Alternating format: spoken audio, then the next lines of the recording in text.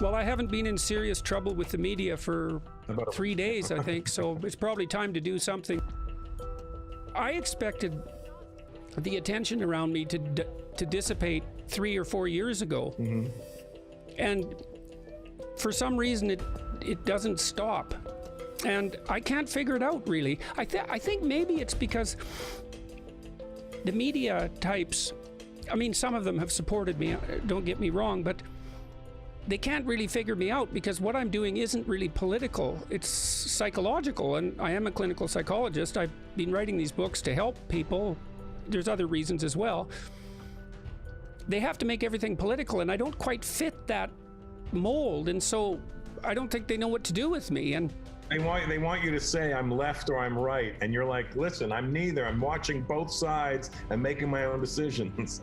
That's how I see you. I don't know if that's true or not, but I see you in a very similar, not that we're on equal footing, but I see you in the same way I see things. It's not, I don't pick a team here.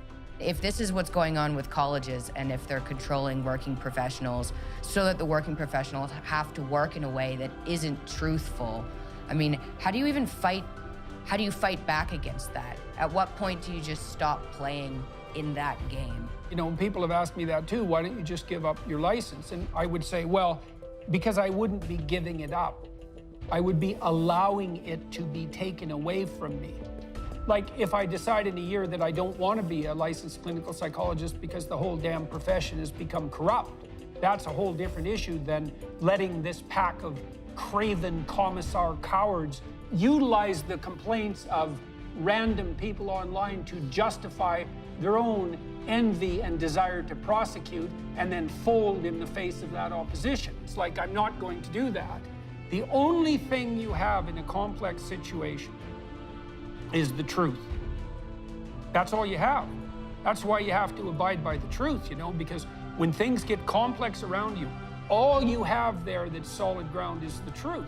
And so the reason you abide by the truth is so that you can say what you have to say about what you've done and who you are, and you can do that under impossibly difficult circumstances, and possibly that will sustain you.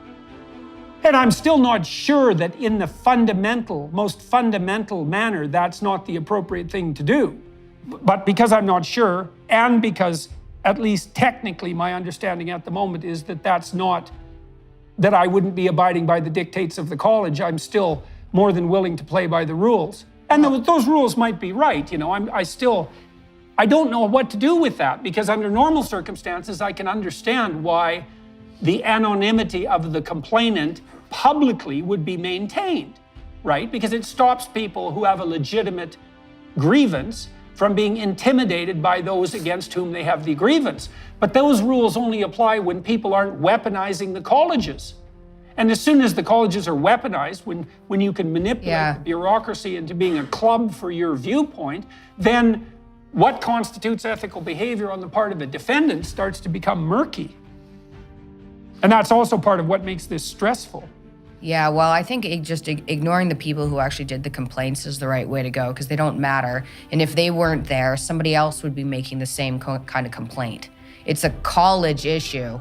Right, but that's a weird argument, right? Because, you may well be right, and that's obviously what we've decided to do too, but there is part of me that also thinks, no, you know, any given individual can cause a lot of trouble if they set out to do that. And the idea that you shouldn't be responsible for your accusations is questionable, especially when what you're essentially doing is levying the equivalent of a legal charge. Mm-hmm. Yeah, I think that's the right option. It also, I think, just on a more selfish level, I think it'll be easier, given the fact that this is going to be a battle for a while, and it might end badly. I don't know how it's going to end. I don't trust Canada. It would be better for you emotionally not to be involved in a personal way as much as you can. So like, forget who the people who made the complaints are, even though they're probably despicable human beings. There's tons of despicable human beings out there. Better to just ignore them and tell everybody what's going on.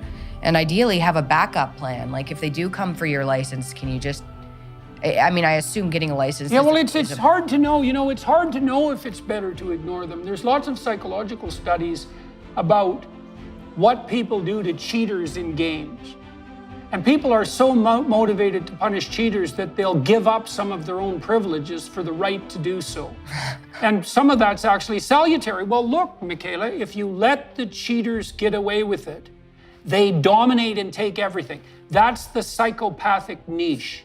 That's why it even exists biologically, is because you can get somewhere with exploitation. And you particularly get somewhere with exploitation if the people you are exploiting don't object. And so you actually have a moral obligation to object, to not let people get away with breaking the rules. When people come after me, well, they can't just be let off the hook, right? So it's very, but I think we've walked this through quite appropriately, is that no, I should really be concentrating on the college and not the individual complainants. I should be concentrating on the college in a way that has broad public significance, because it shouldn't just be about me, it's about a broader social problem. That we should use the truth and public exposure, transparency, to mount the best defense, and we should all keep our heads while doing so. But there's no better strategy than that, but it's a tight rope to walk, that's for sure. And the other problem is, Mick, it's so easy to slip off this. It's like when I've been in the most tendentious interviews that have been directed at me, Helen Lewis comes to mind in particular, every single comment that some of these journalists have made is a trap, right? And the trap is, I think I could goad you into saying something that would be impulsive and aggressive enough to blacken your reputation permanently, and therefore to destroy your life in some fundamental sense, just so that it would redound to my moral credit. And if you all listening think that I'm being paranoid, you go read Nellie Bowles' apology for what she did as a New York Times journalist, and you tell me that this isn't true, because she came right out and said that's exactly what she did when she worked at the New York Times. Now, she thinks she's learned better, but I would say if you already went that far in that direction, you have an awful lot of learning to do. And I would be very hesitant to claim you've now learned your lesson and are a good person. There's some things that it takes a long time to come back from, and that's certainly one of them. I would happily destroy someone's reputation just so that my articles got more attention online. It's like, oh yeah, really? And you knew that too. You didn't just do it unconsciously. You did it consciously, and you did it repeatedly. And you did it for the New York Times. And now you're sorry. It's like, 10 years in a convent flagellating yourself might make you sorry. Maybe. Like, I've watched people in my clinical practice try to walk back from significant moral errors.